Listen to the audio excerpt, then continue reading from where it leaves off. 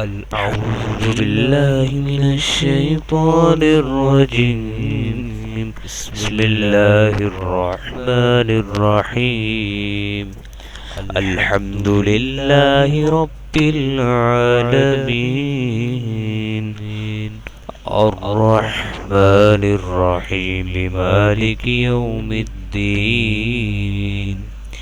إياك نعبد وإياك نستعين.